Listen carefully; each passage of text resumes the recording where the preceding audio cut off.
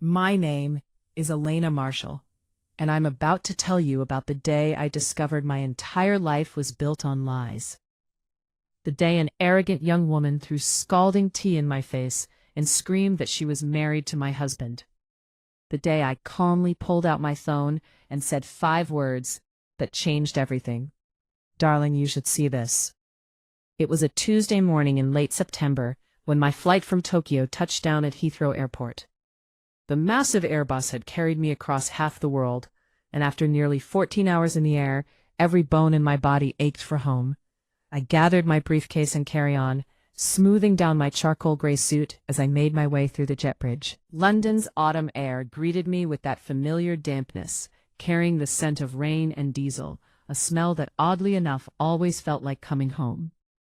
I'm 34 years old, and to anyone looking from the outside, I have what most people dream of. I'm the primary shareholder of Meridian Health Systems, holding a 55% controlling stake in one of Britain's most prestigious private hospital networks. My late mother, Dr. Sarah Marshall, built this empire from a single clinic in Manchester, and when she passed 3 years ago from a sudden heart attack, everything fell onto my shoulders. The weight of her legacy, the pressure from the board, the constant battle to maintain standards while managing ruthless competitors, it all rests on me. This trip to Japan had consumed 6 brutal weeks of my life. I'd been personally overseeing negotiations with 3 different medical technology firms, finalizing contracts for cutting-edge diagnostic equipment that would put our flagship hospital years ahead of the competition. This should have been handled by my husband, James Blackwood, who holds the position of Chief Executive Officer at Meridian. But I know James better than anyone. He's charming, he's persuasive, he's brilliant at working a room and making connections. But when it comes to the technical details, when it comes to actually negotiating terms in a language that isn't English, he's completely out of his depth. Because I love him, because I wanted to protect his reputation with the board, I'd agreed to step back from the spotlight. My official title is Director of Strategic Development, but everyone who matters knows the truth. I'm the one doing the real work, clearing the obstacles, making the hard decisions, all so James can shine in front of the shareholders and the press. A sleek silver Mercedes was waiting for me in the executive parking area. As we glided through London's crowded streets toward the city center, I decided I wouldn't go straight home. I wanted to surprise James at the hospital, to see firsthand how things had been running during my absence. More than that, I suppose I wanted to see the look on his face when I walked through the door. I missed him, even though we'd spoken on video calls almost every day. Meridian Royal Hospital rose like a gleaming monument in the heart of Kensington, 22 floors of state-of-the-art glass and steel, reflecting the gray autumn sky. Looking at the building, seeing our name emblazoned across the entrance, I felt that familiar mix of pride and anxiety wash over me. This was my mother's dream made real, and now it was mine to protect. I told the driver to drop me at the main entrance rather than the private executive entrance around back. I wanted to walk through the hospital as an ordinary visitor might, to see and hear the real pulse of the place, not the sanitized version presented in quarterly reports. I pulled my own suitcase through the automatic doors, stepping into the bustling main lobby. The space hummed with controlled chaos. The reception desk was busy with patients checking in, families huddled together in worried conversation, the soft ping of the elevator chimes, the hurried footsteps of medical staff in their scrubs and white coats, the clean, sharp scent of antiseptic mixed with fresh flowers from the gift shop. I stood near a column, adjusting my jacket, planning to observe for just a moment before heading upstairs to James's office on the executive floor. But then I saw something that made me stop in my tracks. Near the center of the lobby, where several corridors met, a woman in dark blue scrubs was kneeling on the polished floor. Dr. Amara Okonkwo, our head of neurology and one of the finest physicians I'd ever known. She was performing CPR on an elderly woman who'd collapsed, her movements precise and urgent, sweat beading on her forehead despite the air conditioning. "Step back, please. Give her space," Amara's calm but commanding voice rang out. "I need a nurse with a glucose test kit, now." I stood there watching her work. This brilliant woman, who'd been my closest friend since our university days at Oxford.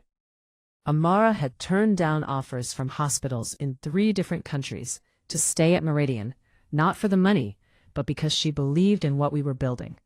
When my mother died, Amara had been the one who held me together. He managed the funeral arrangements while I was drowning in grief, while James was too busy schmoozing with board members to notice I was falling apart. Watching her cradle that patient's head with such focused care, completely absorbed in saving a life, I felt a wave of deep respect wash over me. This was what real medicine looked like. This was what my mother had built this empire to protect. She wore a skin-tight red dress that was wildly inappropriate for a medical facility, cut so short and low that it left almost nothing to the imagination. Pinned to her chest was a staff badge that read Intern, Sienna Cross. The target of her rage was Thomas, one of our parking attendants who'd worked at Meridian since before I was born. He was a retired postal worker, probably in his 70s, with kind eyes and silver hair. Now he stood there with his shoulders hunched, being verbally demolished by someone young enough to be his granddaughter. "I'm terribly sorry, miss," Thomas stammered, his weathered hands twisting his cap. "It's been quite busy this morning with the rain. I haven't had a moment to—" "I don't want to hear your pathetic excuses," Sienna snapped, cutting him off. "Just move it now. God, how does someone like you even keep a job at a hospital like this?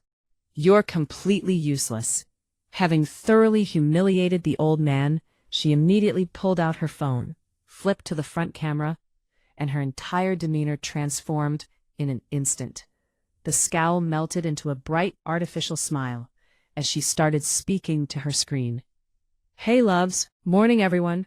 So, your girl Sienna just had the most annoying start to her day, dealing with incompetent staff, but whatever. I'm here to save lives and look amazing doing it, right? Don't forget to smash that like button and share my live stream. Let's get this trending." I checked my watch. 9:45 in the morning. This employee was nearly 2 hours late for her shift, dressed in complete violation of our professional conduct code, and was now standing in the middle of our lobby, verbally abusing a colleague and live streaming on social media during work hours. The contrast between these two scenes, Amara on her knees, with her scrub soaked in sweat as she fought to save a life, and this vapid young woman putting on a performance for her followers, was so stark it made my blood boil. Was this the standard James had been maintaining in my absence? Was this the culture my mother and I had worked ourselves to exhaustion to build? I released the handle of my suitcase, took a deep breath to steady myself, and walked directly toward the entrance. I approached Thomas first, gently placing my hand on his shoulder. He flinched, then looked up, his tired eyes widening in recognition. He started to greet me by name, but I quickly pressed a finger to my lips, signaling him to stay quiet. I didn't want my identity revealed yet. I wanted to see exactly how this would play out. Then I turned to face Sienna, who was still absorbed in pouting and posing for her phone. "Excuse me," I said, keeping my voice calm but firm. "This is a hospital, a place where people come for healing and care, not a stage for social media performances. And you certainly don't speak to your colleagues that way, regardless of their position. Furthermore, the working day begins at 8 o'clock. It's now nearly 10. You're extremely late, and you're causing a disturbance." Sienna lowered her phone slowly, her eyes narrowing as she looked me up and down with obvious disdain. I was wearing my simple gray suit, minimal jewelry, and after 14 hours on a plane, I probably looked tired and plain. To this flashy young woman, I must have looked like just another middle-aged woman with nothing better to do than stick her nose in other people's business. "And who the hell are you?" Sienna sneered, her voice dripping with contempt. "Some random patient's relative? This is between me and my employee. If you don't have anything better to do, go sit down somewhere and mind your own business. I'm working here." With that, she raised her phone again and shoved it toward my face, the camera pointed directly at me. "Check this out, everyone," she said in that grating, high-pitched voice. "My morning just got even worse. Some bitter old cow is trying to lecture me about my job. Probably got dumped and is taking it out on young, successful women like me. Poor Sienna, getting harassed even at work. The sheer audacity, The complete lack of respect, it was beyond anything I could have imagined. My original plan had been to give her a simple reprimand and then have HR handle the situation privately. But this level of disrespect couldn't be tolerated. Not in my mother's hospital. "Put the phone down immediately," I said, my voice dropping to a dangerous quiet. "I'm asking you to respect this hospital's regulations and show basic human decency to others. If you continue filming without permission and insulting people, I'll have security remove you from the premises." "Ooh, are you threatening me?" Sienna's eyes went wide with mock surprise. Then she did something I never could have anticipated. She was holding a large cup of what looked like tea. She made a show of turning, as if she'd bumped into me accidentally, but it was completely deliberate. She slammed into me, and the entire cup of hot liquid splashed across the front of my suit. The tea was scalding. I gasped as it soaked through the fabric, the burning sensation spreading across my chest and stomach. The dark liquid spread quickly, dripping onto the floor and my shoes.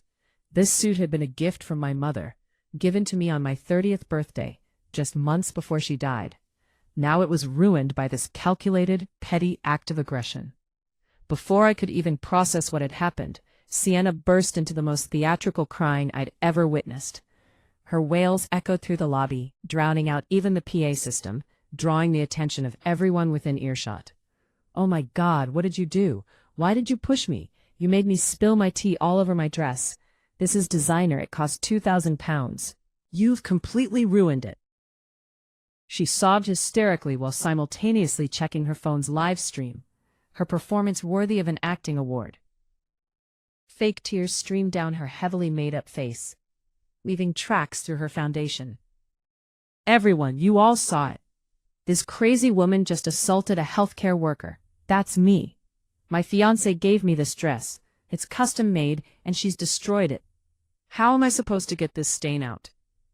A murmur rippled through the gathering crowd.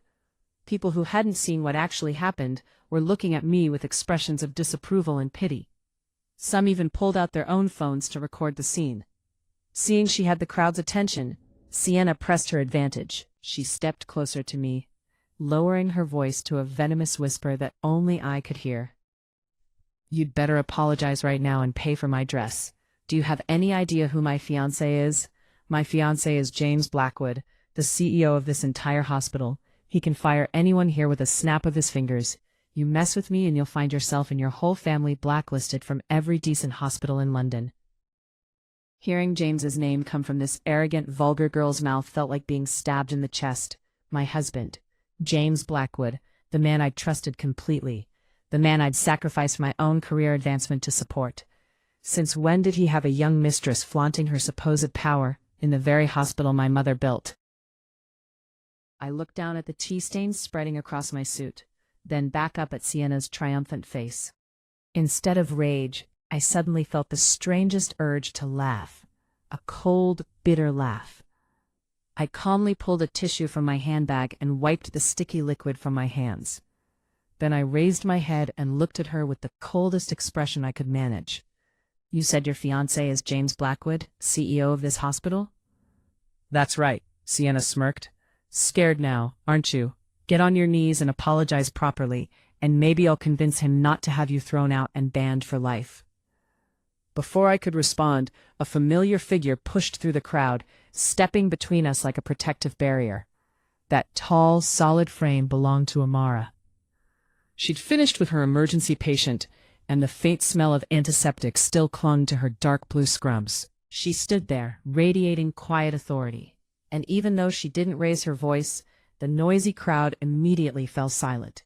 Even the people with their phones lowered them slightly.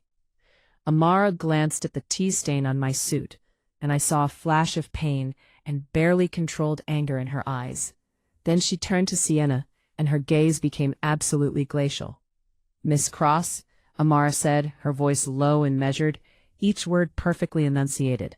"Would you care to explain why you're causing a scene in the main lobby of this hospital?" Seeing Amara, Sienna hesitated for just a moment, but then her arrogance returned. After all, Amara was just a department head, an employee. Sienna's man was the one who ran the whole place, or so she thought. "Dr. Okonkwo, you saw what happened. This woman pushed me, and spilled tea all over the expensive dress James gave me. I'm live streaming this to expose these violent, unstable people who come into our hospital. Everyone needs to see what kind of trash walks through these doors. Amara didn't even glance at the phone. She calmly pointed to the large plaque of hospital regulations mounted on the wall nearby. Please read aloud for me, Miss Cross. Rule number 1, treat all patients, visitors, and colleagues with respect and dignity.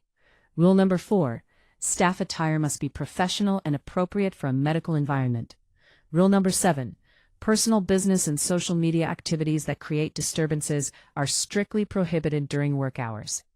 Now look at yourself and tell me how many of those rules you're currently violating. Sienna's face flushed with anger. She stammered for a moment before retorting, I'm a special case. James said I could express myself creatively with my wardrobe. You're just an employee, doctor. What right do you have to lecture me? I'm going to tell James to fire you immediately. Standing behind Amara, I heard those words and felt the full weight of the betrayal. So this was how James had been running things in my absence, allowing his mistress to run wild, treating the hospital like her personal playground, disrespecting the dedicated professionals who actually saved lives. If you feel my words, show your support by liking the video and subscribing to the channel. And tell me from which city you belong so I can see how far a woman's impactful voice can reach. Help me build this community so we can bring more truthful stories for you. Amara let out a short, humorless laugh, which was rare for her normally serious demeanor. A special case, she repeated. You're right about one thing. You are a hired employee, just like me. But I was hired for my medical degree, my decade of specialized training, and my ability to save lives. What exactly were you hired for? Because from where I'm standing, you're cheapening the medical profession, damaging this hospital's reputation, and doing it all for a few likes and comments from strangers on the internet. She took another step toward Sienna, and despite the significant height difference, her presence was so commanding that Sienna instinctively backed away. You claim to be engaged to CEO James Blackwood, Amara continued, her voice cutting like a surgical blade. Let me tell you something about self-respect in class. A woman with even an ounce of either would never stand in a public place bragging about such a sordid arrangement. And she certainly would never speak so rudely to someone like Thomas, who has more integrity in his little finger than you have in your entire body. Amara's words hit their mark. Sienna's face burned with humiliation and rage.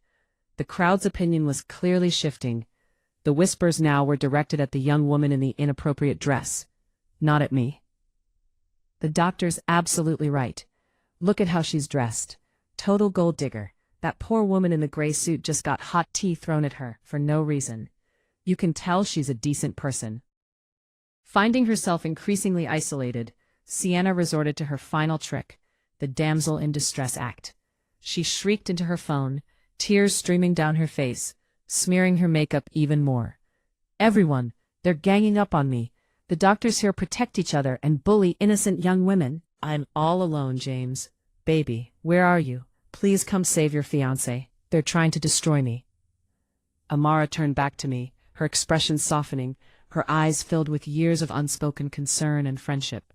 Elena, she said quietly, are you all right? Did the tea burn you? Do you need medical attention? I shook my head, managing a small smile to reassure her, though inside I was a storm of emotions. I'm fine, Amara. Thank you for standing up for me. You didn't have to do that. She started to say something else, probably to call security, but I gently placed my hand on her arm, stopping her. Don't, I whispered. This is personal business now. I want to see exactly who my devoted husband chooses to defend in this situation. I looked directly at Sienna, who was still wailing James's name dramatically. You want to call James? Fine, I'll help you. Let's see how this little performance ends, shall we? I calmly pulled my phone from my handbag. The screen showed 10:30 in the morning.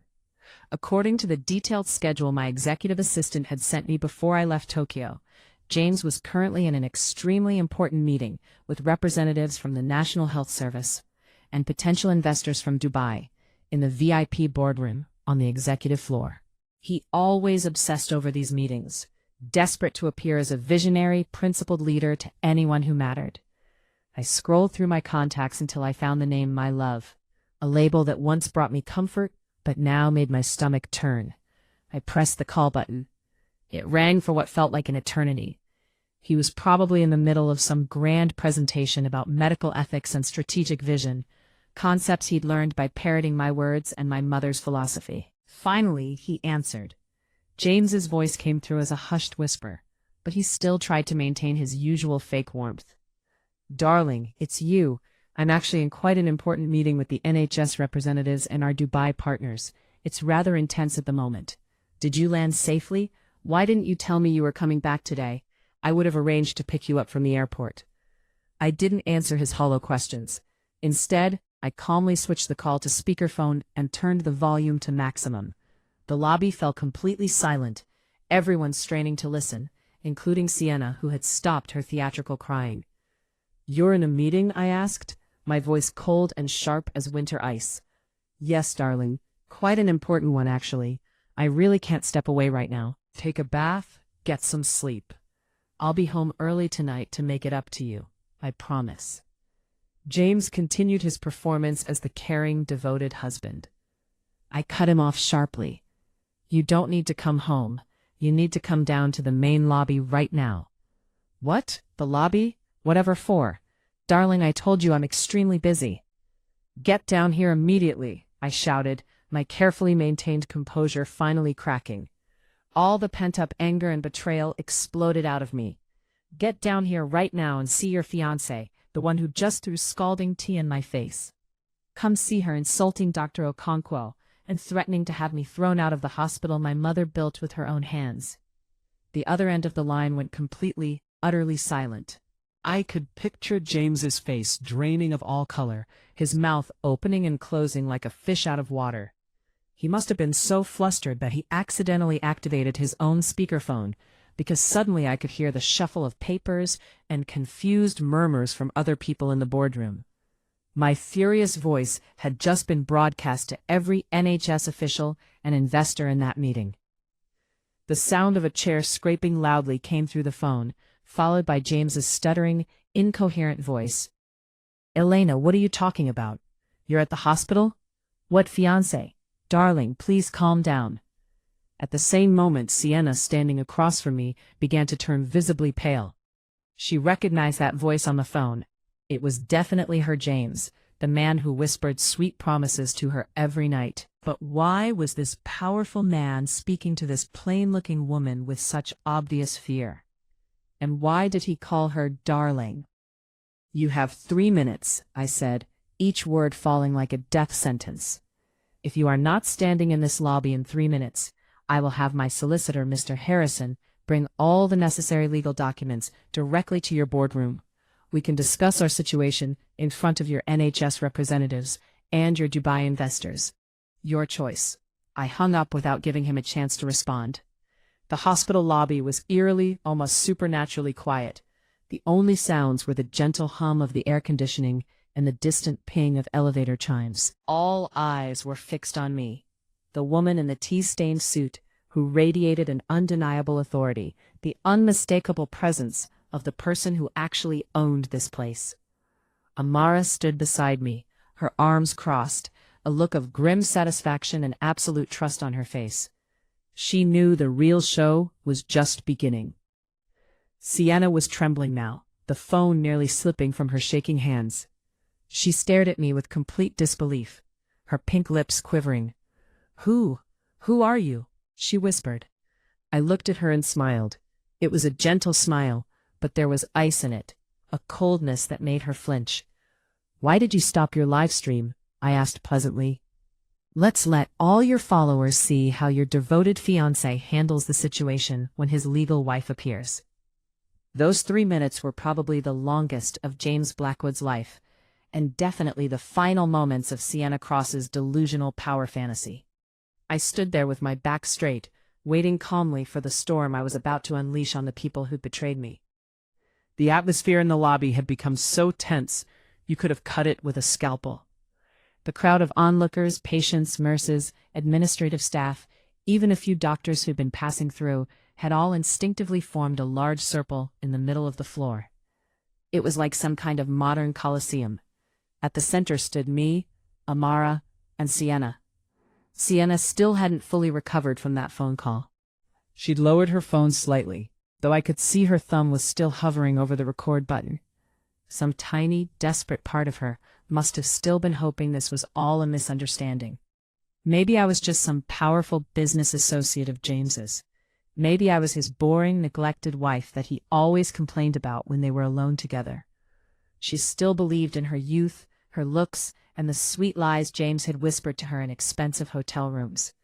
"Don't think you can scare me," Sienna stammered, trying to recover some of her earlier confidence, though her voice shook. "James loves me. He told me himself, even if you are his wife, it's just a piece of paper, a formality. Every successful man gets tired of his old wife eventually and wants something new and exciting. And I'm very, very exciting." I didn't respond to her pathetic provocation. Instead, I pulled out my phone again and sent a quick text to Marcus Harrison, my most trusted solicitor, and my mother's former legal counsel. "Marcus, bring File B to the main lobby immediately. It's time." The response came within seconds. "Understood, Mrs. Marshall. I'm in the building. On my way now." Amara moved closer to me, positioning her solid frame to shield me from the curious stares and the forest of phone cameras pointed in our direction. "Are you absolutely certain you want to do this here, Elena?" she whispered. "It could damage the hospital's reputation. The press will have a field day with this." I looked up at her, my gaze unwavering. "A cancer has to be cut out completely, Amara, even if it hurts, especially if it hurts. If I try to preserve some fake sense of dignity and deal with this quietly, the hospital my mother poured her heart and soul into will continue to rot from the inside. Real reputation is built on integrity and transparency, not on covering up lies and protecting abusers." Amara nodded slowly, her eyes showing complete understanding and agreement. "I'm with you, Elena. Whatever happens, I'm standing right here." Her simple words were like a small flame warming my frozen heart. For 15 years since we first met as nervous freshers at Oxford, she'd been there, quiet and constant, never asking for anything in return. Meanwhile, on Sienna's live stream, the comments section had exploded. The tide of public opinion was turning dramatically. "She sounds like she actually owns the place. Oh my God, I think the real wife just showed up. This intern is about to get absolutely destroyed. This is better than any reality show, waiting for the CEO to arrive. That young girl is delusional if she thinks she's going to win this." Sienna glanced at the comments flooding her screen, and her face grew even paler, but she still tried to rally, addressing her camera with false confidence. "Don't believe her lies, everyone. She's just a really good actress trying to manipulate the situation. Just wait until James gets here. He'll sort this out. He'll protect me." The sound of the executive elevator's distinctive chime cut through the tension like a knife.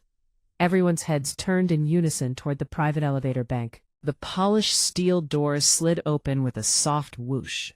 James burst out like a man fleeing a building on fire. His expensive Tom Ford suit was rumpled, his tie askew, his normally perfectly styled hair disheveled, his forehead glistening with sweat. He was breathing heavily, as if he'd just run a marathon, completely stripped of the polished, controlled image he usually projected. He saw the chaotic scene before him, and his eyes darted around frantically, like a trapped animal looking for an escape route. They landed on Sienna first, standing there in her ridiculously inappropriate red dress, with her makeup-streaked face.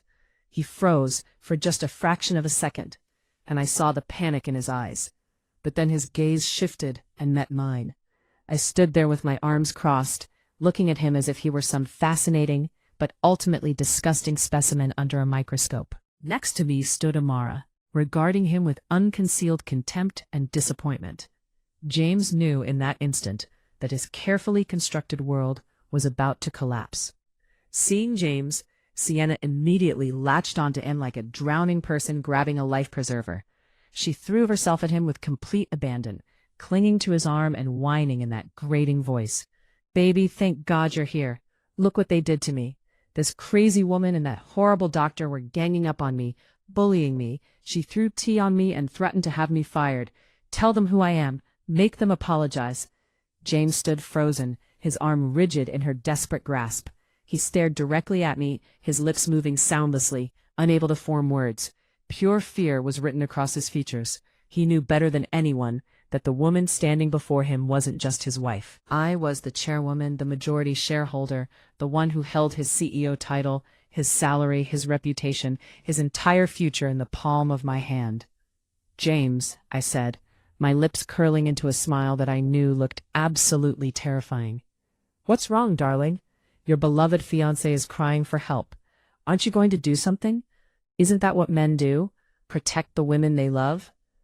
Sienna, sensing James's strange hesitation and growing confused by his lack of immediate action, shook his arm harder. "What's wrong with you? Say something. Everyone's watching. You have to show them who's in charge here.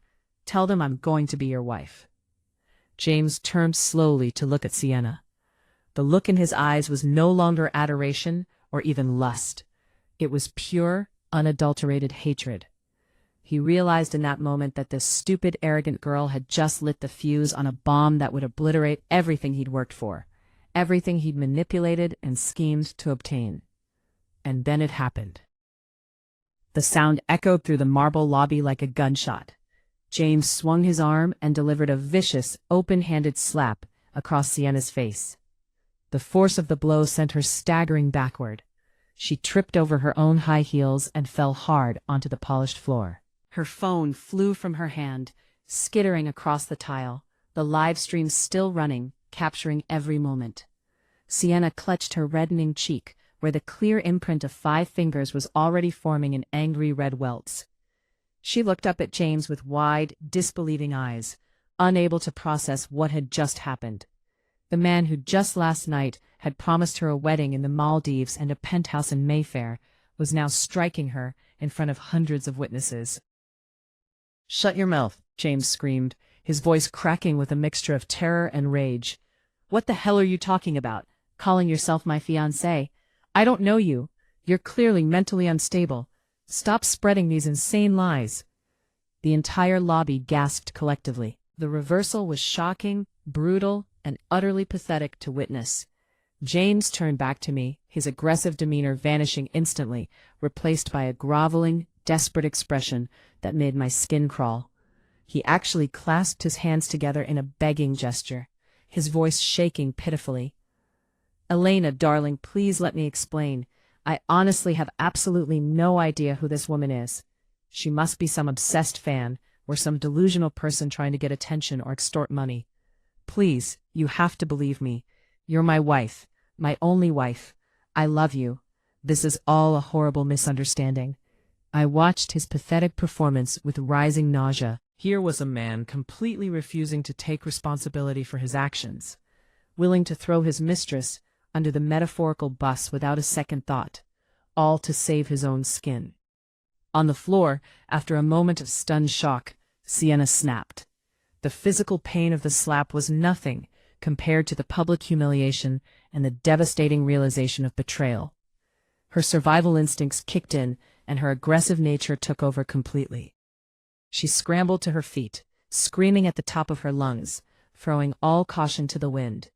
"James Blackwood, how dare you hit me? You don't know me? Then who was in my bed at the Savoy last night? Who signed the lease papers for the flat in Chelsea in my name? Who's been sleeping with me for the past 8 months, telling me you were going to divorce your boring workaholic wife? You've bought me jewelry, clothes, paid for my holidays, and now that your rich wife shows up, you pretend you don't know me?" Her accusations were like ice water thrown in James's face. All his denials became meaningless in an instant. The phone on the floor was capturing every word, every image, broadcasting it live to thousands of viewers and recording it for eternity. "You need to shut up right now." James lunged toward Sienna, clearly intending to silence her physically, but Amara was faster. She stepped forward smoothly, grabbing James by the shoulder with surprising strength and pushing him back easily. Years of physical work as a surgeon had kept her strong, and James, softened by years of expensive dinners and gym memberships he never used, was no match for her. "That's quite enough," Amara said coldly. "Stop making a complete fool of yourself. You're disgraceful to this institution and everything it stands for. I walked slowly toward James, my heels clicking on the marble floor with the rhythm of a judge's gavel. I looked him straight in the eyes, all traces of affection or even basic respect completely gone. "You said you don't know her?" I asked, my voice terrifyingly calm and measured.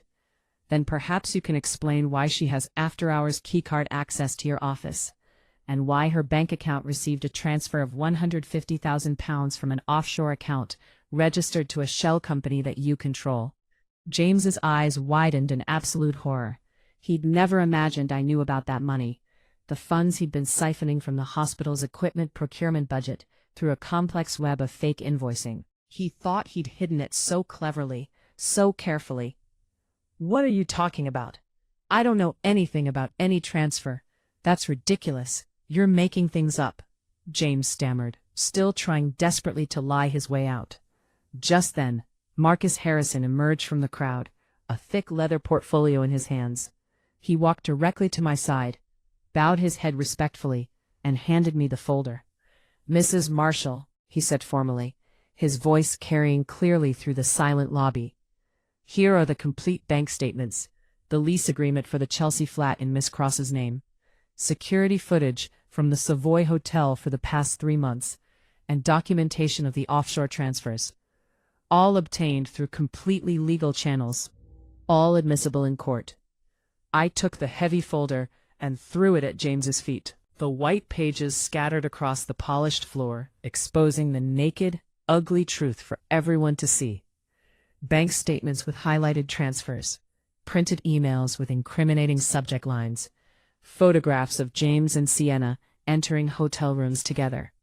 "Read it," I commanded. "Read it carefully, and then try to tell me again that you don't know this woman." James stared down at the scattered papers, his face turning a sickly gray color. He knew he was finished. His hands trembled as he slowly sank to his knees, reaching out to grab desperately at the hem of my stained suit. "Elena, please, I made a terrible mistake, a moment of weakness. Please, for the sake of our 8 years of marriage, forgive me, just this once. I swear I'll break it off with her completely. I'll do anything you ask. I'll be the perfect husband. Please. I'm begging you. Please forgive me." The sight of the hospital's CEO on his knees in the main lobby, crying and begging his wife for mercy, sent another wave of shock through the assembled crowd. Oh my God, so she really is the owner. The actual owner went undercover in her own hospital. This is better than any movie I've ever seen. This is justice. Good. Serves the cheating bastard right. Stealing from a hospital too. Absolutely disgusting. Sienna sat in a daze in the corner where she'd fallen, watching the man who'd been her ticket to a life of luxury groveling pathetically on his knees.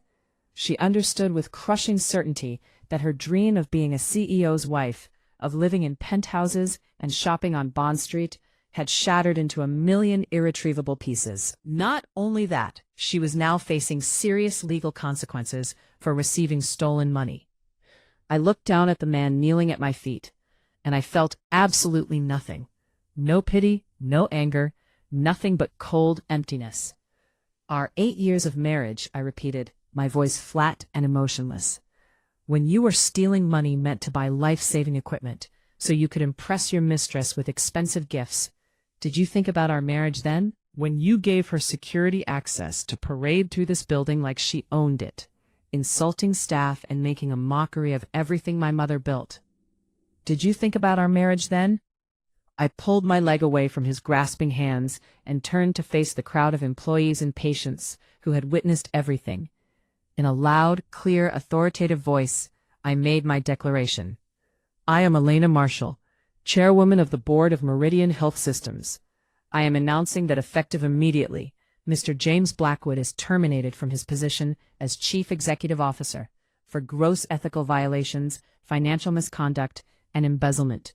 All executive decisions made by him are subject to immediate review. Security, please escort this man from the building."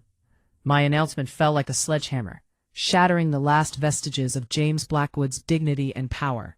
The lobby erupted in a mixture of gasps, murmurs, and then Gradually, scattered applause. I saw looks of triumph on the faces of nurses and junior staff who James had bullied and belittled over the years. I saw relief on the faces of honest doctors who'd been forced to watch him squander resources. However, James wasn't ready to surrender completely. The survival instincts of a cornered animal kicked in hard. He struggled to his feet, trying desperately to brush the dust and humiliation from his expensive suit, attempting to reclaim some shred of his former authority. "Elena, you can't do this to me," James said, his voice taking on a tone of false victimhood. "You can't just use some questionable bank statements to accuse me of embezzlement in front of everyone. That money was an investment, a business opportunity for expanding our services. The paperwork just hasn't been finalized yet. You're completely misunderstanding the situation." He turned to address the crowd directly, raising his hands as if taking a sacred oath. "Everyone, please listen to me. I am CEO James Blackwood. I have dedicated the last 5 years of my life to making Meridian one of the finest hospitals in Britain. I would never, ever do anything to harm this institution or its patients. This is clearly a conspiracy, a setup designed to remove me from my position. Don't believe these lies." I watched his clumsy, desperate performance in silence. A pathetic excuse concocted on the spot, hoping people would be too confused or too polite to challenge him. I didn't need to say a word. Someone else was ready to dismantle his lies with surgical precision. "An investment opportunity," Amara's calm, steel-edged voice cut through James's speech. She walked forward, holding a tablet displaying real-time hospital inventory data and financial records.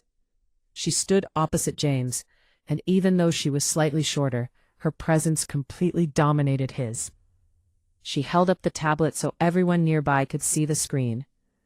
"Mr. Blackwood, you claim you are making legitimate business investments, but our asset management system tells quite a different story. 3 weeks ago, you authorized the purchase of advanced neuroimaging equipment and 6 state-of-the-art patient monitors.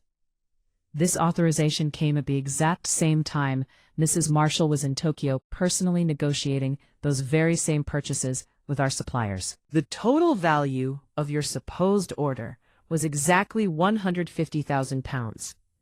Would you care to explain that remarkable coincidence?" James sputtered, sweat now pouring down his face in rivulets, soaking his collar. The equipment is on its way. There are complications with customs clearance and shipping. What would you know about international logistics? You're just a doctor." Amara's expression didn't change, but I saw the flash of contempt in her eyes. She swiped her finger across the tablet screen, pulling up an email marked with a red priority flag. "I may just be a doctor, but I can certainly read English. This is a confirmation email from our Japanese supplier, sent to me directly this morning when I inquired about the delivery status. They confirm quite clearly that they have never received any payment whatsoever from Meridian for any equipment order placed in the past 2 months. Furthermore, they state that no equipment has left their facility destined for us." Another collective gasp rippled through the crowd. Amara's evidence was absolutely damning and irrefutable. She pressed on, her words precise and cutting. "You claimed the equipment was being shipped, yet our warehouse inventory shows no new arrivals and no pending deliveries. You used the excuse of needing an urgent down payment to secure limited availability technology. You embezzled the hospital's funds and transferred them to an offshore account, which then mysteriously funded a luxury flat for Miss Crosshair. Did you really believe the chairwoman wouldn't discover the truth? Did you think we were all too stupid or too intimidated to question you?" James was completely speechless now, stumbling backward as if he'd been physically struck. His body trembled uncontrollably. He'd never imagined that Amara, whom he'd always dismissed as just another employee, as someone too focused on medicine to pay attention to hospital politics, would be the one to expose his crimes so thoroughly. I looked at Amara with profound admiration and gratitude. It turned out that while I'd been away in Tokyo, she hadn't just been excelling at her medical duties. She'd been silently investigating, gathering evidence, protecting my mother's legacy, and preparing for this exact moment. She'd been waiting for my return so she could help me cut out the cancer that was destroying everything we'd built. Amara turned to address me directly, her voice formal and clear. "Madam Chairwoman, as head of neurology and as a senior member of the medical staff, I can confirm that the absence of this critical equipment has already negatively impacted our ability to provide optimal patient care. Mr. Blackwood's actions constitute not just financial theft, but a direct threat to patient safety and well-being. In my professional opinion, this is an unforgivable breach of medical ethics." Amara's final statement was the knockout blow. James sank back down to the floor, his eyes vacant and empty, all fight completely drained out of him. The truth was laid absolutely bare for everyone to see, undeniable and damning. The lobby now felt less like a hospital and more like a courtroom where justice had just been served.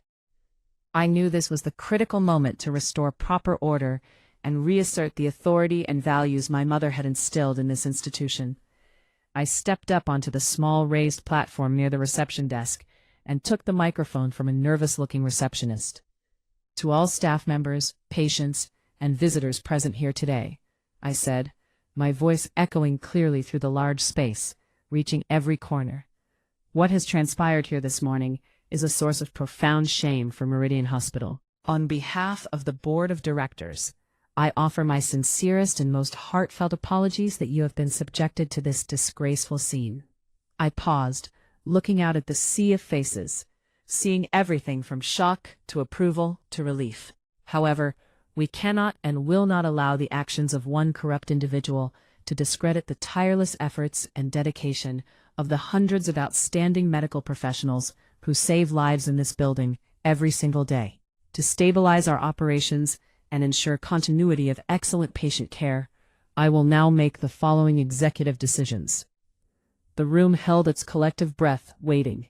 First, I pointed at James, still crumpled on the floor like a discarded puppet. "James Blackwood is terminated from all positions and stripped of all titles and responsibilities within Meridian Health Systems, effective immediately.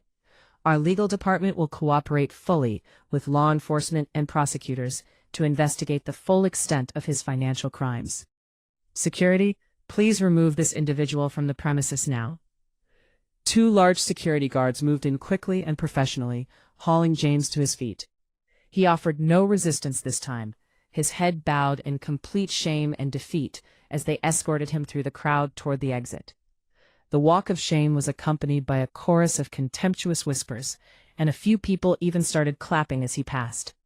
"Second," I continued, my voice softening with genuine respect and warmth, "the CEO position obviously cannot remain vacant during this crisis. We need a leader with unquestionable integrity, exceptional talent, genuine compassion, and deep commitment to patient care to guide us through this difficult period and into the future." I turned to face Amara directly, smiled with real affection, and gestured toward her. "That person is standing right here. I am honored and proud to appoint Dr. Amara Okonkwo as Interim Chief Executive Officer of Meridian Hospital, effective immediately. I have absolute confidence that with her brilliant mind, her impeccable ethics, and her dedication to medicine, Dr. Okonkwo will restore this hospital to its proper place as a beacon of healthcare excellence." Amara looked genuinely surprised by my swift decision, but she composed herself quickly, her professionalism taking over. She stepped up onto the platform beside me and bowed her head respectfully to the assembled crowd. Instantly, thunderous applause erupted throughout the lobby. It started with the junior doctors and nurses and quickly spread to department heads, administrative staff, and even patients' family members. The ovation wasn't just for Amara's appointment. It was applause for justice being served, for corruption being exposed, for truth prevailing over lies. Amara took the microphone from me, her hands steady and sure. "Thank you all for your trust and support," she said simply but powerfully. "I promise to dedicate myself completely to creating a healthcare environment that is transparent, ethical, and utterly focused on patient well-being above all else. We will rebuild what has been damaged. We will restore what has been lost." Thank you. If you feel my words resonating with your own experiences, show your support by liking this video and subscribing to the channel. Tell me which city you're from. so I can see how far a woman's voice of truth can travel. Help me build this community of strong women supporting each other, so we can share more real stories that matter. While James was being led away and Amara was being celebrated, there was still one loose end that needed to be tied up. Sienna, the once arrogant intern, was now huddled in a corner near a pillar, her face a complete mess of smeared makeup, tears, and running mascara. Seeing that attention had shifted away from her, she tried to quietly sneak toward a side exit, hoping to slip away unnoticed in the chaos. He signaled discreetly to security, and 2 guards moved to block her escape route. "Miss Cross," Marcus said, his tone perfectly polite but absolutely chilling. "Where exactly are you going in such a hurry? We haven't yet had the opportunity to discuss the matter of Mrs. Marshall's ruined suit, the harassment of hospital staff, or the reputational damage you've caused to this institution." Terrified and trapped, Sienna turned back toward me, her eyes desperate and pleading. Her entire fantasy world had collapsed in less than an hour. Her wealthy boyfriend arrested, her job gone, her future destroyed.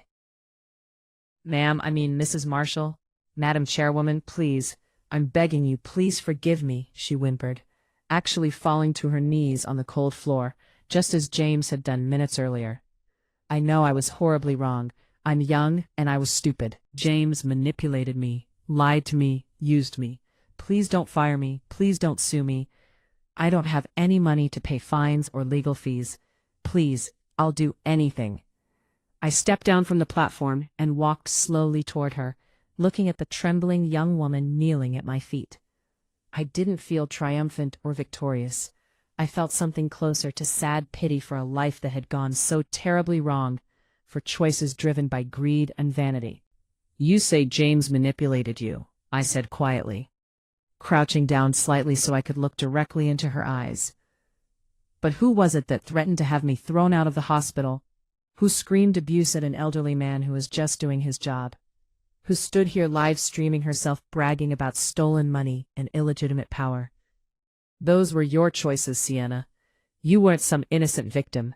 You were blinded by greed, by delusions of grandeur, by the fantasy of living a life of luxury you hadn't earned." I stood back up and turned to Marcus. "Mr. Harrison, terminate Miss Cross's employment immediately for gross misconduct, harassment, and violation of hospital policies. Additionally, prepare documentation for the authorities regarding her role as a knowing recipient of embezzled funds. That flat in Chelsea was purchased with money stolen from this hospital's patients. Every penny of it needs to be recovered and returned." Hearing this final judgment, Sienna collapsed completely, sobbing uncontrollably into her hands. She knew her comfortable life was over. The luxury apartment, the designer clothes and handbags, the expensive holidays in Ibiza and Monaco, it would all be seized and sold. She'd be thrown back into harsh reality with nothing except a criminal record and a reputation destroyed beyond repair. Amara walked over quietly. She didn't add any words of reprimand or judgment. Instead, she pulled a simple business card from her white coat pocket and placed it gently on the floor in front of Sienna. "This is the card of an excellent therapist who specializes in helping people with personality disorders and issues of self-worth," Amara said calmly and without condescension. "I genuinely hope that after you've paid the legal price for your mistakes, you'll get the help you clearly need. Learn to be a decent, honest human being before you try to be a rich or famous one." Amara's gesture, though gentle, was perhaps the most profound punishment of all.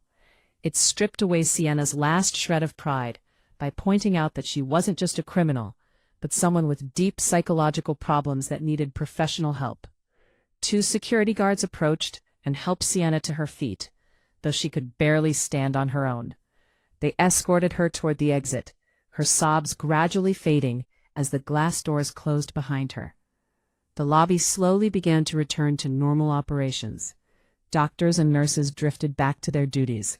The PA system resumed its normal announcements. The crowd dispersed, though I heard whispered conversations everywhere, people processing what they'd just witnessed. I leaned heavily against the reception desk, suddenly feeling a wave of absolute exhaustion crash over me.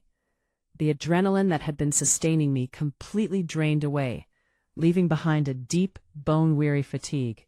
I'd endured a 14-hour flight, discovered my husband's betrayal, and fought a tense public confrontation. I'd won the battle decisively, but my heart felt hollow and empty. What was this victory really worth when the man I'd once loved with all my heart had been revealed as such a monster?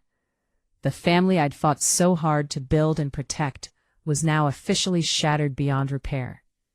Amara approached me, carrying an opened bottle of water. She said nothing at first, just handed it to me and positioned herself to shield my face from the harsh afternoon sunlight streaming through the tall windows. "Drink some water, Elena," she said softly, her voice full of concern. "You did brilliantly today. You were strong and brave and absolutely right. Your mother would be incredibly proud of you." I took a small sip. The cool water soothed my dry throat and seemed to wash away some of the bitterness coating my soul. "Amara, I'm so tired," I admitted, my voice barely above a whisper. "I thought I was strong enough to handle anything, but this hurts so much more than I ever imagined it would."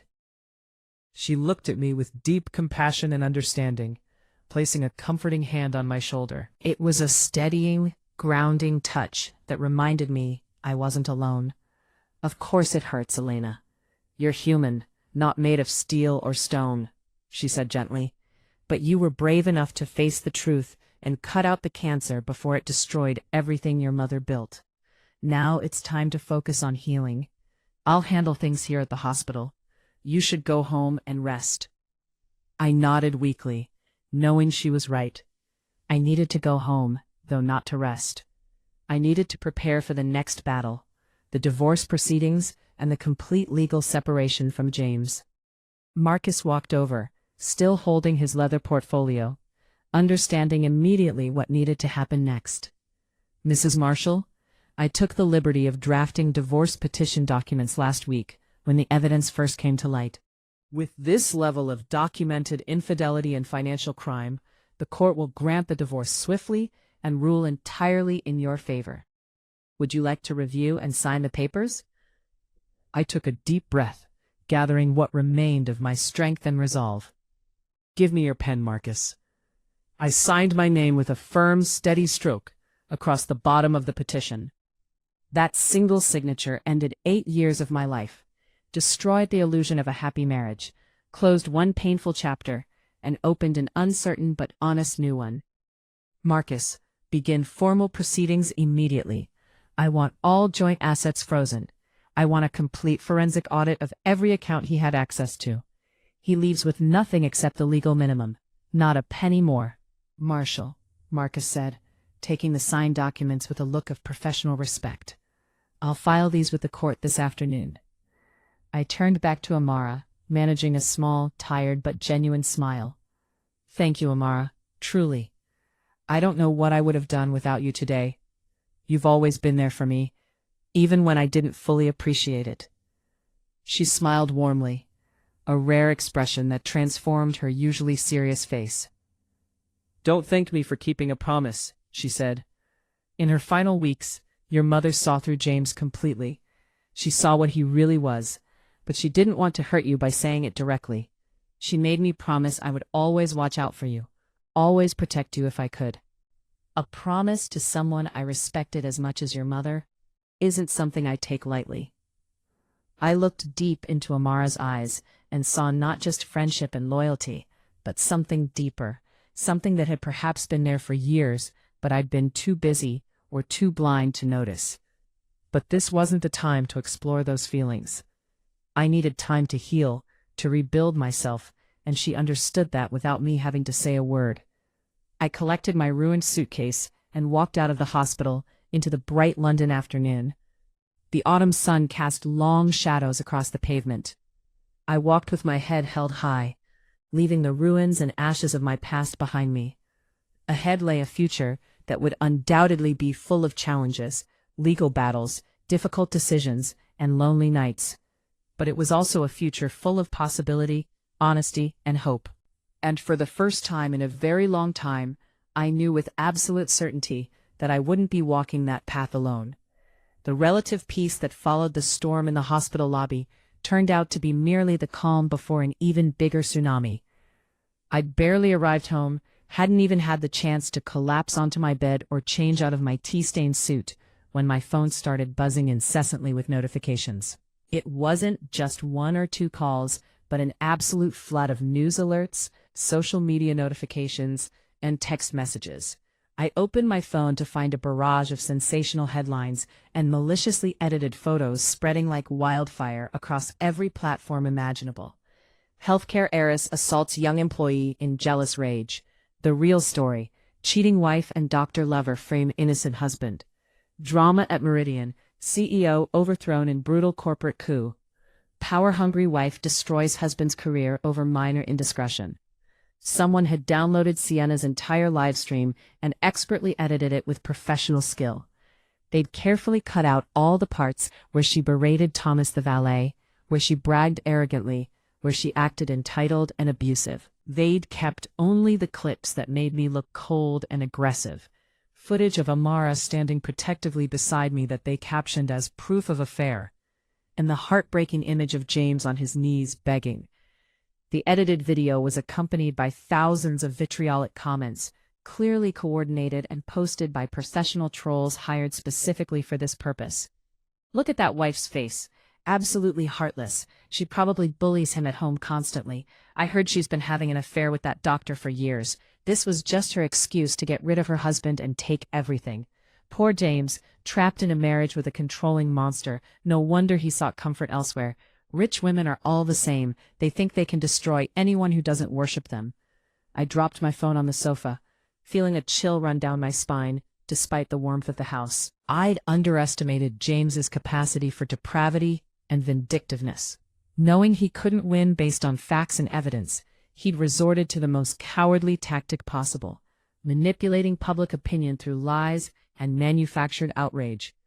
He wanted to drag me down into the mud with him, to twist the narrative so thoroughly that I became the villain in his tragic story. The doorbell rang, startling me out of my dark thoughts. It was Marcus, arriving with his ever-present briefcase and a grim expression that told me the situation was even worse than I thought. "Mrs. Marshall, the situation on social media is deteriorating rapidly," he reported without preamble, as I let him in. "Our IT security team has traced the smear campaign back to a black hat PR firm known for exactly this kind of character assassination. They're using thousands of bot accounts and paid trolls to attack the hospital's official pages, your personal profiles, and they're even targeting Dr. Okonkwo now." He pulled out his tablet and showed me the analytics. The fake news articles had been shared tens of thousands of times in just a few hours. The bot accounts were posting identical comments across dozens of platforms, creating an artificial consensus that I was the villain. "The funds for this campaign," Marcus continued, "were wired from an anonymous cryptocurrency account, but our forensic analysts are confident it's the last of the hidden money James managed to access before we froze his accounts. He's spending everything he has left on destroying your reputation." I sank onto the sofa, pressing my fingers against my throbbing temples, trying to think clearly through the exhaustion and stress. "What does he think this will accomplish?" I asked, though I already knew the answer. "Does he really believe this will pressure me into giving him a better settlement, that I'll back down to avoid the negative publicity?" "That's exactly what he's counting on. He knows he can't win in court. The evidence against him is overwhelming and irrefutable. But if he can turn public opinion against you, make you look like the aggressor, he hopes you'll settle quietly just to make the scandal go away. Or more simply, he wants revenge. He wants to hurt you the way you've hurt him by exposing his crimes." Cornered people become desperate and dangerous. I took a long sip of the tea Marcus's assistant had thoughtfully prepared, forcing myself to think strategically rather than emotionally. "I will not negotiate with him, Marcus. Not for a single pound. Not to spare my reputation or make this easier. He chose to play dirty, to lie and manipulate and destroy. Now I'll show him exactly what happens when you provoke a woman who has absolutely nothing left to lose." "What are your instructions, Mrs. Marshall? Should we have our PR team issue counterstatements?" Should we disable comments on our official channels to stop the trolls? I shook my head firmly. No, absolutely not. The more we hide, the more we try to control the narrative defensively, the guiltier we look to the public. Let them talk. Let them speculate and argue. The truth has a way of emerging, and truth doesn't need to hide in the shadows. Marcus, I want you to arrange a formal press conference for tomorrow morning, 9 o'clock sharp. Marcus's eyebrows rose slightly in surprise. A press conference? Mrs. Marshall, are you certain? The media will be absolutely ruthless. They'll ask invasive questions, try to provoke you. I'm counting on it, I said with a cold smile. Invite everyone, the major news networks, the tabloids, the online gossip sites, especially the ones that are currently slandering me. I want every journalist who's written a nasty headline to be in that room. I will face them directly and tell the complete, unvarnished truth. No hiding, no spin, just facts. Marcus nodded slowly, a look of admiration crossing his professional features. Understood, Mrs. Marshall. I'll make the arrangements immediately. This is either going to be a brilliant vindication or, he trailed off, or a disaster. I finished for him. I know, but I'd rather face disaster honestly than live safely in a lie. That night sleep was completely impossible. I wandered through my large empty house, a home that had once felt warm and full of life, but now felt cold and hollow. Every room held memories that now felt tainted and false. The kitchen where James and I used to cook together on Sunday mornings.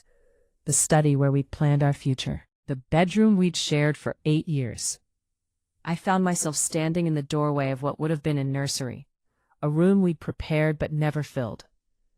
James had always said he wanted to wait until his career was more established, until the timing was perfect. Now I understood. He'd never wanted children with me. He'd been biding his time, looking for an escape, keeping his options open. I made a silent vow to myself, standing there in that empty room. I would be strong, not just for myself, but for my mother's memory, for all the employees who depended on Meridian, for every woman who'd ever been betrayed and told to stay quiet to avoid making a scene. I would not fall. I would not break. I would face this storm head on. The next morning dawned gray and rainy, perfectly matching the mood. I dressed carefully, in a simple navy blue dress and jacket, professional but not flashy, with minimal jewelry and natural makeup. I wanted to look like exactly what I was, a serious businesswoman, not a scorned wife or a vengeful ex. The main conference room at Meridian Hospital was absolutely packed with reporters by the time I arrived. Camera flashes strobed continuously, creating an almost blinding effect. The clicks of camera shutters created a tense, almost predatory atmosphere. Journalists from every major outlet were crammed into the space. BBC, ITV, The Times, The Guardian, Daily Mail, and dozens of online publications. Everyone wanted the inside story on the billion-pound scandal that had captivated the entire country overnight. I walked into the room with Amara by my side, both of us projecting calm confidence despite the hostility we could feel in the air. We took our seats at the head table, and immediately a dozen microphones were thrust toward us. I opened the press conference myself, my voice steady and clear, amplified by the sound system. Good morning, ladies and gentlemen. My name is Elena Marshall. I've called this press conference not to defend myself against false accusations, but to defend the honor and integrity of Meridian Hospital and its dedicated staff. The information currently circulating on social media and in certain publications is a deliberately misleading fabrication, edited with malicious intent to defame and slander. A young reporter from one of the tabloids immediately stood up, not waiting to be called on, launching a hostile question. Mrs. Marshall, the public has seen evidence that you and Dr. Okonkwo are engaged in an extramarital affair, and that you used false embezzlement charges to remove your husband and clear the way for your lover. How do you respond to these allegations? The room fell completely silent, every eye fixed on me, waiting to see if I would crack under pressure. But before I could formulate my response, Amara took the microphone. She stood up slowly, her tall frame commanding immediate respect and attention. She looked directly at the reporter, then let her steady gaze sweep methodically across the entire room. I'll answer that question, Amara said, her deep voice carrying clearly and confidently through the speakers. Regarding the relationship between Mrs. Marshall and myself, I can state unequivocally that we are longtime friends from our university days, trusted colleagues, and professional partners. There is absolutely no romantic or sexual relationship as the malicious rumors falsely claim. She paused deliberately, taking a breath, and I saw her steeling herself for what came next. However, I will not hide one important truth from you or from the public. I'd have had personal feelings for Elena for many years, feelings that developed during our time at Oxford and have remained constant through her marriage and to this day. It is an affection born of deep respect, admiration, and genuine care for her as a person. The room erupted in shocked murmurs and excited whispers. No one had expected such a frank, vulnerable admission. Amara continued, her voice remaining steady and strong. But I have never once, not in 15 years, crossed any ethical or professional boundary. I kept those feelings entirely private, so that Elena could pursue her own happiness without interference or complication from me. I'm revealing this now, publicly, because I can no longer remain silent while watching her be slandered by a coward who refuses to take responsibility for his own criminal actions.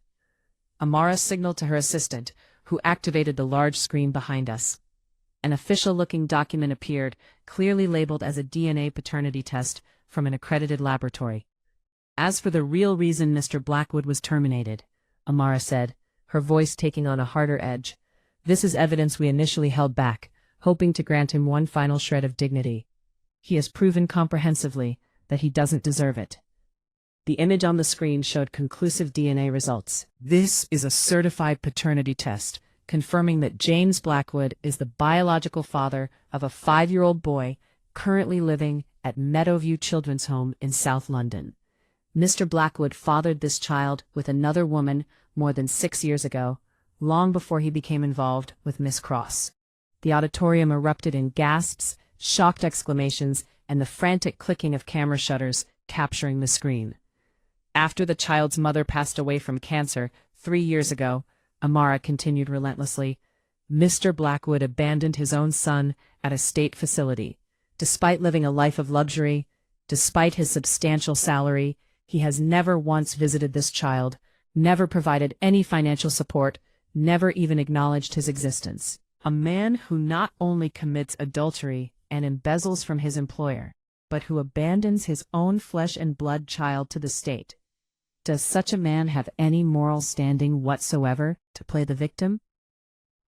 This revelation was the nuclear option, the piece of evidence that completely and utterly destroyed any remaining public sympathy for James. The image of the dignified CEO being wronged by his cruel wife evaporated instantly, replaced by the portrait of a man so morally bankrupt he'd abandoned his own child. The press conference erupted into chaos. Reporters shouted questions over each other. Cameras flashed frantically. The narrative had shifted completely and irreversibly. I took the microphone back from Amara, looking out at the sea of journalists with calm determination. The evidence of embezzlement, the documentation of the affair, the financial records, all of it has been turned over to the Metropolitan Police and the Crown Prosecution Service. This isn't a personal vendetta.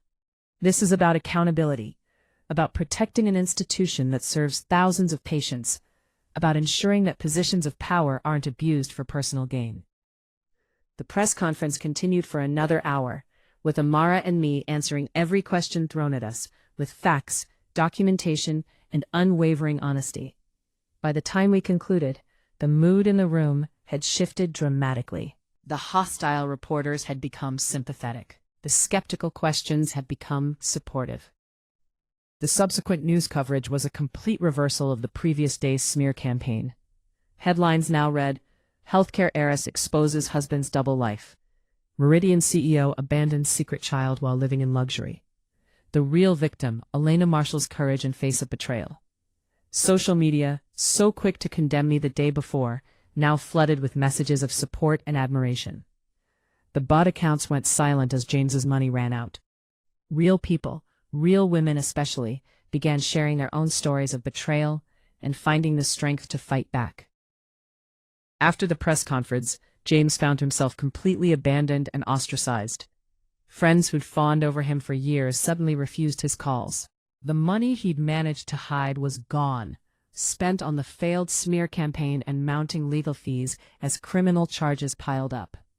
Desperate, broke, and facing prison, James remembered all the expensive gifts he'd lavished on Sienna during their affair. The furniture in the Chelsea flat, the jewelry, the designer clothes.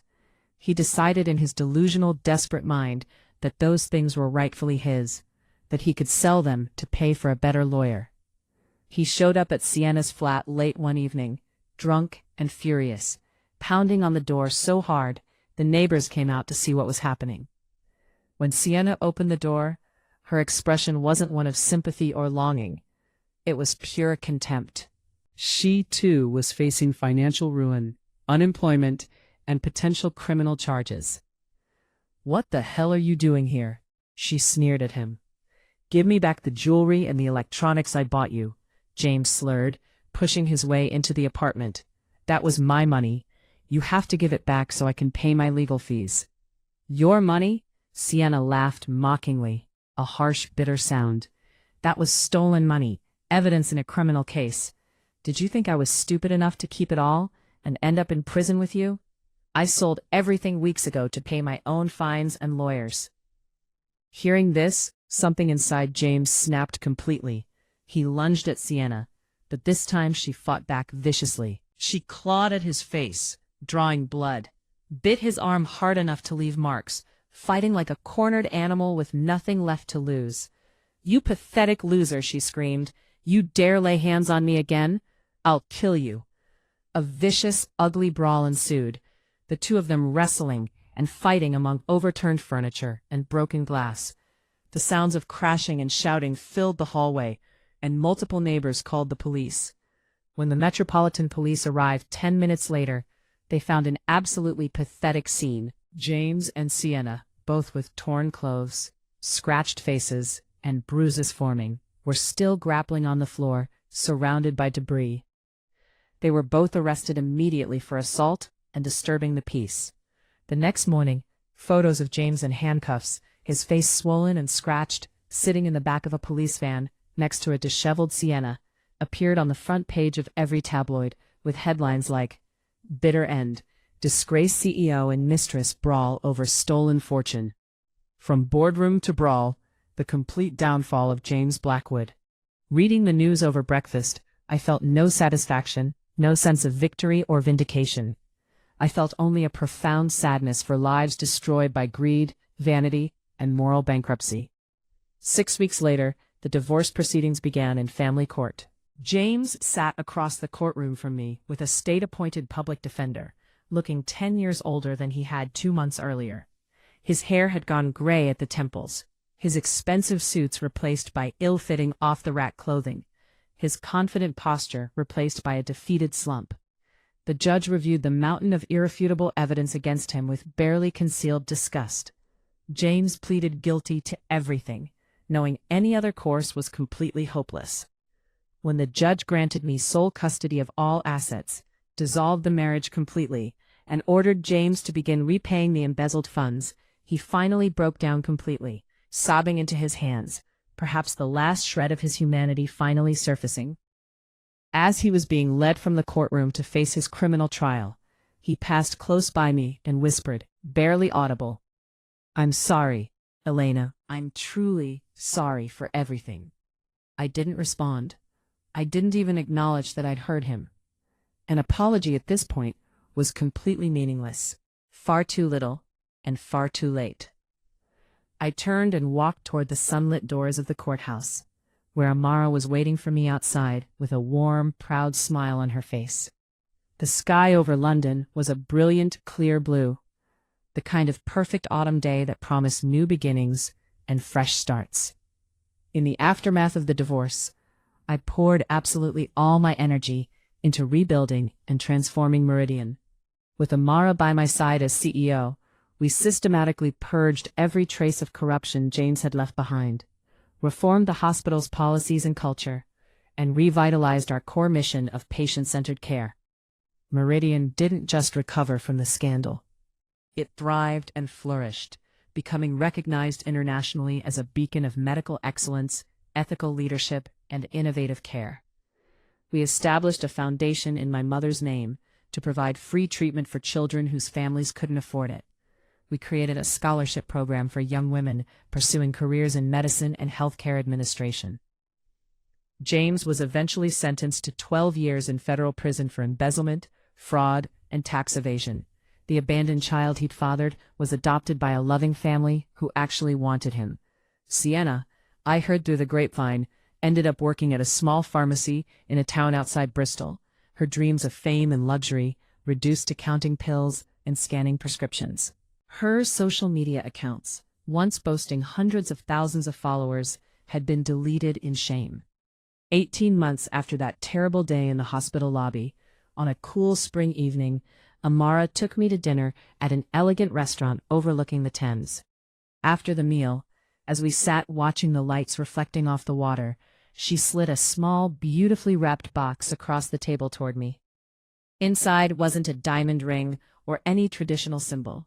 It was an exquisitely crafted crystal model of a human brain, detailed and beautiful. Elena, Amara began, her voice filled with an emotion that had been building for 16 years. I'm a neurologist. I've spent my entire professional life studying the brain, understanding how we think and feel and make decisions. But the one mind I've never fully understood, the one I've never stopped being fascinated by, is yours. She gestured to the crystal brain. This represents my feelings for you, transparent, constant, based on genuine admiration and respect. I know you've been deeply hurt. I know your heart and your trust need time to heal. But I'm asking if you would let me be part of that healing process. If you'd give me the chance to show you what real, honest partnership looks like. Tears of genuine happiness, the first joyful tears I'd shed in years, streamed down my face. I looked from the crystal brain to the woman sitting across from me, the brilliant girl from Oxford who'd become an exceptional doctor, the friend who'd stood by me through the darkest time of my life. Yes, Amara, I whispered, smiling through my tears.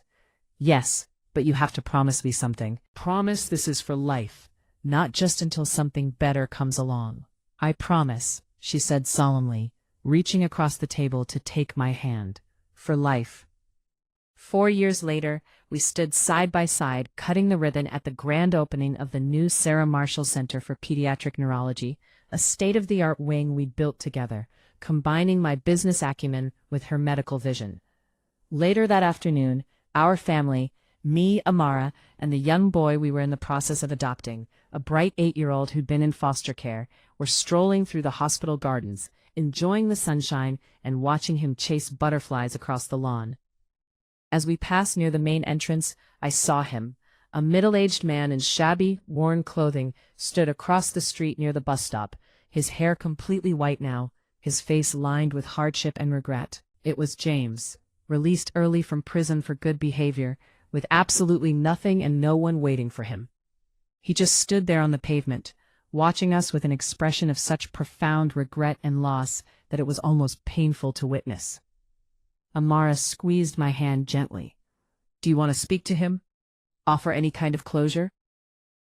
I watched James for a long moment, this man who'd once been my whole world, now reduced to a shell, a cautionary tale. But I felt no anger anymore, no bitterness or desire for revenge. Those toxic emotions had been replaced by something much more powerful. Peace. No, I said softly but firmly, turning back to watch our son playing happily in the garden. The past is the past. Dwelling on it, even to gloat or offer forgiveness, would only disturb the beautiful peace we've worked so hard to build. I think someone wants ice cream for dinner. I took Amara's hand, and without looking back even once, we walked together toward our car and our future, bathed in the warm glow of the setting sun. I understood then, with perfect clarity, that the best form of success isn't crushing your enemies or making them suffer. It's building a life so full of genuine happiness, purpose, and light, that their darkness and their destructive choices can no longer touch you in any meaningful way.